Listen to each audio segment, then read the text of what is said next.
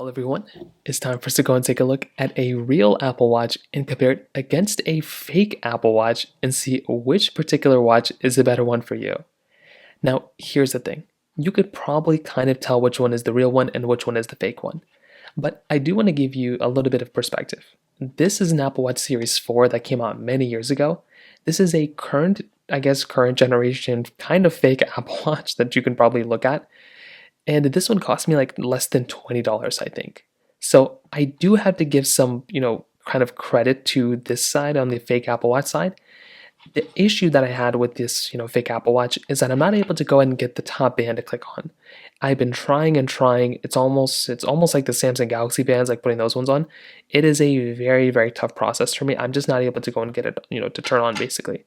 However, with the Apple Watch, the fake one, the exact one I bought was this smartwatch for men and women.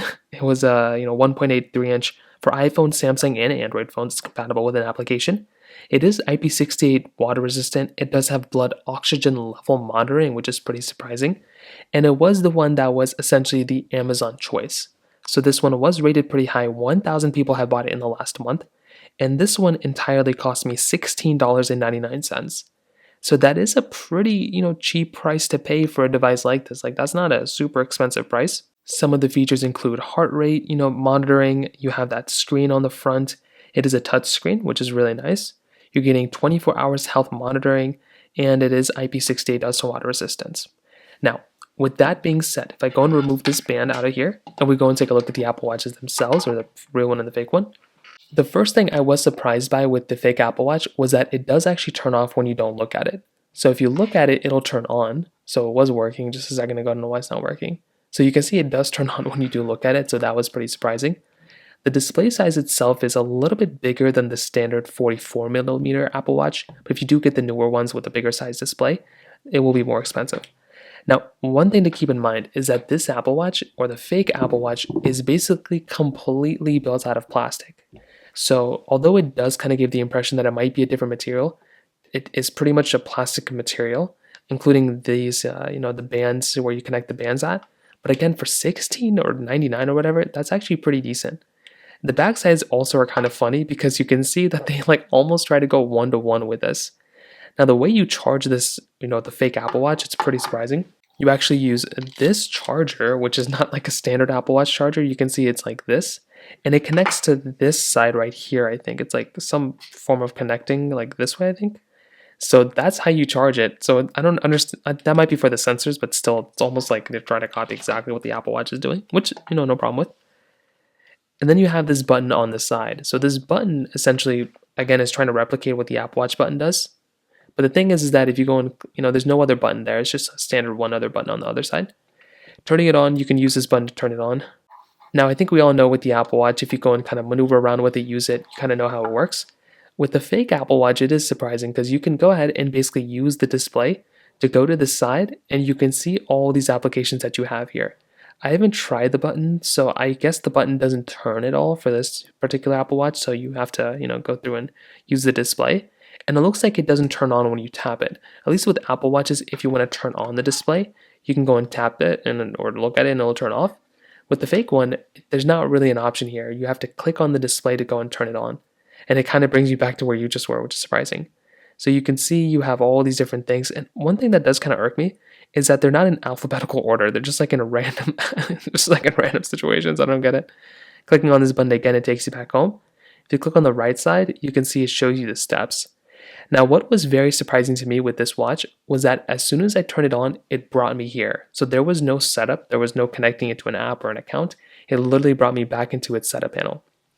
Now, another thing I want to demonstrate is basically holding down the display and seeing what happens. So on Apple Watches, when you hold it down, so you can actually customize the display here. So that is very surprising to me. So you can choose from different configured type of displays. So that is basically more of the modular one that Apple's trying to, I guess what they're trying to kind of compete with. For me personally, this is probably my favorite type of display that I typically choose on my Apple Watch. So it is, I'm very, very happy that the fake one does kind of give me this type of layout as well. Now, with the applications themselves, the thing here is that with this particular watch, really whatever watches, whatever apps you get on here, there's not really any other way to go and kind of customize this. Like, I don't think you can download applications on this particular watch.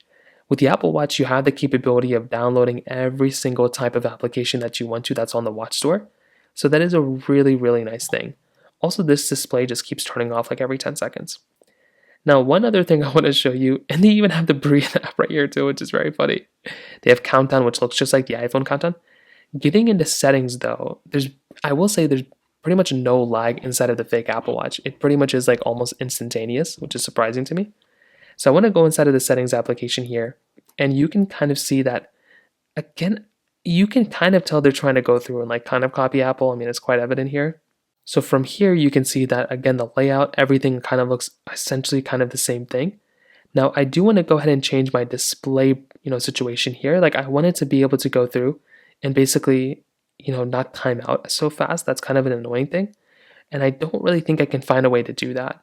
So under menu view, so there's not really much there, but there's like no lag at all with this watch, right? I mean, there's a lot of lag, but going back and opening up a panel, it's like almost as soon as you click it, it takes you back, which is kind of impressive. But again, there's not really too much you can kind of do here. Again, even this weather application is the same thing as the weather app on the Apple Watch. And again, this is a very old Apple Watch in today's standards. And the fact that it still kind of holds up that well is pretty surprising to me. Now, under that weather application, I do want to show you, because I don't even know if I have the weather app here, but that weather app looks identically the same to the one on Apple. So that is in and of itself very surprising.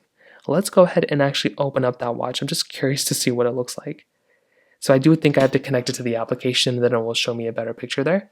But I will tell you from that side, it is kind of impressive there. Now, I think from a usability standpoint, like if I'm going to go through and actually have a more customizable watch, the thing that is kind of an issue here on the fake Apple Watch is that there's not much customizing. So if I hold down here, like it doesn't allow me to go through and like change anything about this home screen. It just is basically allowing me to choose different home screens, but I can't really customize anything else when it comes down to it. So it's kind of stuck on the same type of, layout for the most part. Also, I think the time is wrong, so I have to adjust that. Also, there's no tap to turning on the display, which I kind of find annoying. Like I feel like I would really like that, and for some reason it's not giving me that type of capability. So what do we do here, right? What I will probably tell you is that a fake Apple Watch like the $16.99 one, I'm genuinely actually pretty surprised of how good of a job this company did with it. I could not use this on an everyday basis. I cannot get the top band to work, but I do think for the price tag, if you don't want to spend like a couple $100s on that, I'm kind of surprised that this thing is this price. Again, I wouldn't necessarily use it because it is kind of stuck in this kind of strange situation. But, for $16.99, it's actually not terrible. The thing is, the build quality is not that great. I feel like just the band itself, like I couldn't get it to connect, which was annoying. The charging is kind of funny, but it's not a big deal. If you were just going to look at your time and like kind of do things like that, then I think this thing is okay. But it still doesn't come nearly as close to an Apple Watch. There is a very big difference here against some of these cheaper watches and some of these, more expensive ones.